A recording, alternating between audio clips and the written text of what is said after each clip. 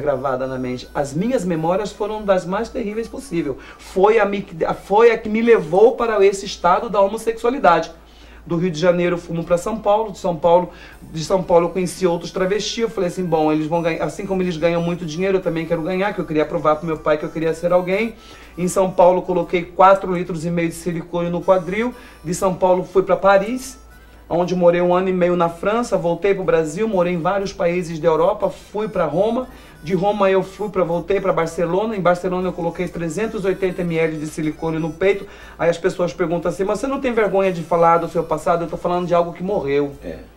Né? Romanos 1,16 diz assim, não me envergonho do Evangelho, porque é o poder de Deus para todos aqueles que nele creem. Todo aquele que crê. Entendeu? E aí de Barcelona eu voltei para Milão, onde eu morei alguns anos. Só que o mundo já tinha me dado tudo, como tem o nosso DVD que eu disse assim, o mundo me fez mulher, mas eu venci o mundo em Cristo Jesus. Porque o mundo me deu fama, o mundo me deu beleza, o mundo me deu dinheiro, mas o mundo não conseguia me dar aquilo que o meu coração desejava. A alegria verdadeira. A alegria verdadeira, a paz que excede todo entendimento. Porque quando eu deitava para dormir nas madrugadas, onde os holofotes já tinham acabado, onde já não tinha mais as pessoas para me aplaudir, muitas vezes eu chorava e eu dizia, mas que vida miserável é que eu estou vivendo. Só comigo? Não. Todos que viviam. Vários amigos meus que se relacionavam comigo, também diziam as mesmas coisas. Agora, aqui mesmo, né, em Vitória do Espírito Santo, em Vila Velha, nós, três travestis aceitaram Jesus após ter ouvido o meu testemunho. Eu estava conversando com eles, eu disse para eles assim, você sabe do que eu estou falando, é verdadeiro. Eles começaram a chorar e falaram assim, é verdadeiro, é verdade mesmo, nós somos infelizes.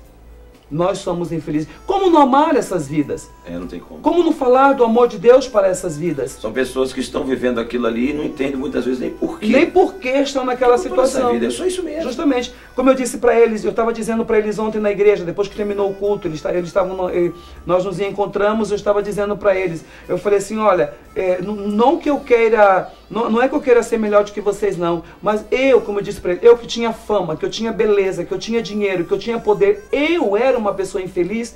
Nas madrugadas, quantas e quantas vezes eu chorava e não tinha um ombro amigo, mas só que vocês agora têm uma igreja para te apoiar, para amar, para te receber incondicionalmente. Olhar para vocês com a ótica de Deus, olhar para vocês e mostrar para vocês que há uma solução para as suas vidas, que é essa igreja a qual fui convidado para estar aqui em Vitória do Espírito Santo. E durante esse tempo que eu estava em Milão, na Itália, eu vi aquela vida minha miserável que eu estava vivendo, aquela solidão, aquela angústia, aquela tristeza. E a minha mãe aceitou Jesus. A minha mãe conheceu Jesus da Bíblia. Aqui no Brasil. Aqui no Brasil. A minha mãe conheceu Jesus da Bíblia e a minha mãe começou a orar e interceder por mim. É por isso que eu digo o poder da oração. Aquela que tinha autoridade sobre a sua vida agora estava cheia de poder. Cheia de poder e começou a orar por mim, né? Então, então, como eu digo assim, eu morei num país extremamente religioso, que é a Itália. Por muitos anos eu morei na Itália. E durante todos os anos que eu morei ali na Itália, ninguém nunca disse para mim que Jesus me amava. A minha mãe teve um encontro com Jesus lá em Cuiabá. E por telefone ela ligou e disse para mim assim, meu filho, eu quero te dizer uma coisa, Jesus te ama. Jesus te ama e tem uma obra para realizar na sua vida. E eu fui deitar, eu estava com um grupo de amigos meus usando maconha no meu apartamento em Milão. Você também usava droga? Usava droga. E quando aqueles amigos meus foram embora, aquela palavra ficou no meu coração, Jesus te ama, Jesus te ama. E a minha mãe lá em Cuiabá começou a orar e interceder pela minha vida. Eu falo assim, nós temos visto hoje que a sociedade diz que a Bíblia é homofóbica. Eu estou aqui para provar que a Bíblia ela não é homofóbica, que a Bíblia é a própria boca de Deus falando aos corações dos homens. O amor de Deus está ali. O amor de Deus está ali. E a minha mãe começou a orar e interceder pela minha vida, né? O livro de Isaías, no capítulo 59, no versículo 1, diz assim que Deus, ele não está com a sua mão encolhida para que não possa nos alcançar e nem com seus ouvidos tampado para que não possa nos ouvir. E a minha mãe começou a orar e interceder por mim lá em Cuiabá. Jesus me alcançou lá na Itália e me trouxe de volta. O poder de Deus não tem limite. Justamente. E foi então que eu comecei a ser evangelizado, fui convidado para ir numa igreja. Lá em Milão? Não, aqui em Cuiabá. Depois que eu voltei, eu retornei para o Brasil. Né? Deus fez um reboliço em Milão e me trouxe de volta para o Brasil. E a minha mãe sempre falando do evangelho, sempre falando do amor de Deus. E teve um dia que eu fui numa igreja. Fui na igreja e através de um louvor, a irmã começou a ministrar o hino, como eu volto a dizer, Deus ele precisa de levitas, que o adorem em espírito e em verdade, porque o louvor liberta. O louvor quebra as cadeias. E o pastor terminou de pregar, eu fui ficando com raiva do pastor, eu falei, mãe, a senhora contou minha vida para esse pastor? E a minha mãe, não, meu filho, é o Espírito Santo falando ao seu coração. Eu, que Espírito Santo, mãe? Eu não entendi a linguagem da minha mãe. Depois que o pastor terminou de pregar, a irmã começou a cantar um hino, e aquele hino foi entrando no meu coração, meu coração explodiu e eu dobrei o meu joelho e aceitei Jesus. E ali eu dei um grito, eu falei, Deus, se o Senhor é tudo isso que esse pastor falou, se o Senhor é tudo isso que essa irmã acabou de cantar, muda a minha vida, transforma a minha vida. E quando eu entrei numa igreja evangélica, eu entrei com 380 ml de silicone no peito, 4,5 litros de quadril e o cabelo para baixo da cintura, um protótipo de mulher. Mas Jesus me amou daquela forma. Jesus me amou daquele jeito que eu estava. Você entrou vestido? Entrei vestido como travesti. Mas Jesus me amou daquele jeito. Ele disse assim, vende a mim como estás. Né? Mateus 11. É verdade. Mateus 11, do 28 ao 30, né? Vós que estáis cansados e sobrecarregados. Esse é um problema sério na vida das pessoas, que às vezes querem mudar para ir. Querem mudar para ir. Não, você vai, Jesus é que vai mudar você. Jesus é que vai mudar. E muitos dizem isso. Primeiro eu vou mudar, depois eu vou. Depois direto. A maioria das pessoas assimilam que ela sabe, Deus é santo, é justo, eu tenho que mudar primeiro para que eu possa ir. Não, Jesus não. Justamente. Ele quer que você vá e ele vai mudar a sua vida. Isso já tem quantos anos, Jorge? 18 anos. 18 anos? 18 anos. Isso não é nada que aconteceu há meses atrás, né? Não. São 18 anos 18 com Jesus. anos com Jesus. Então, mas o que eu sempre digo, eu fui alcançado por amor, porque alguém olhou para mim e me amou, que foi a pastora Gisela. De Cuiabá. De Cuiabá. Quando a pastora Gisela, ela olhou e viu aquela mulher, Deus falou para ela que aquilo ali não era uma mulher e que era um homem. Ela veio, me abraçou e ela disse assim, seja bem-vindo, meu filho.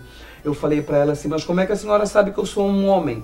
Ela falou assim para mim, quando eu estava pregando, o Espírito Santo de Deus falou que no meio daquela mulher, você era um homem.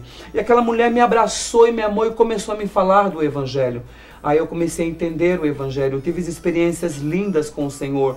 E aí automaticamente o Espírito Santo de Deus começou a me incomodar. Aí eu fui entender aquele versículo que diz lá em Jeremias 31:19.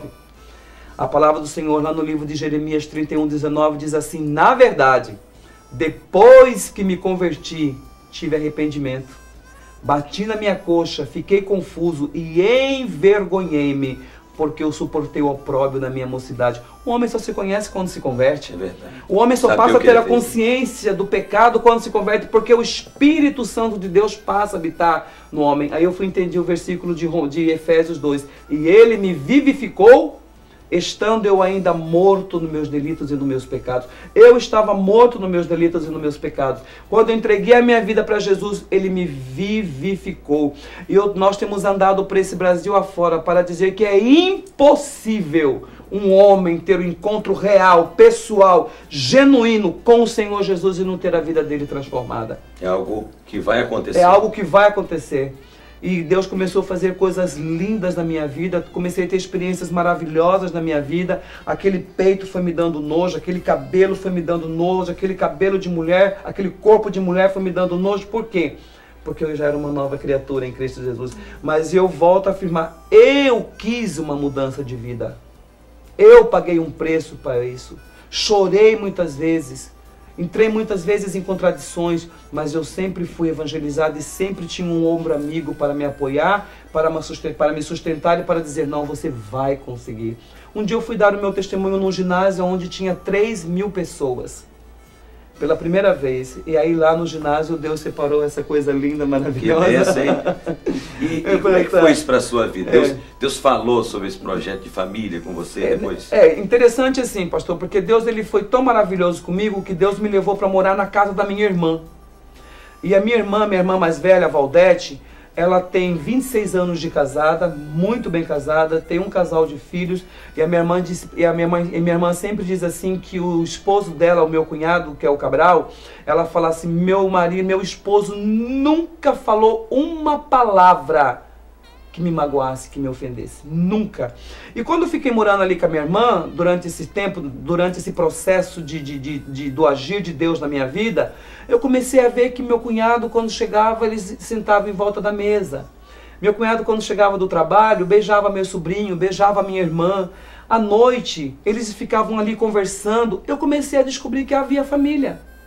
Que existia família. Aquilo realmente era... E que aquilo realmente era família. Eu comecei a orar e falei, Deus, eu quero uma família para mim. Começou a despertar isso. Eu quero uma família para mim. Porque eu comecei a ver como que é lindo ter uma família. O pai, a mãe, os filhos. Eu vi meu cunhado brincando com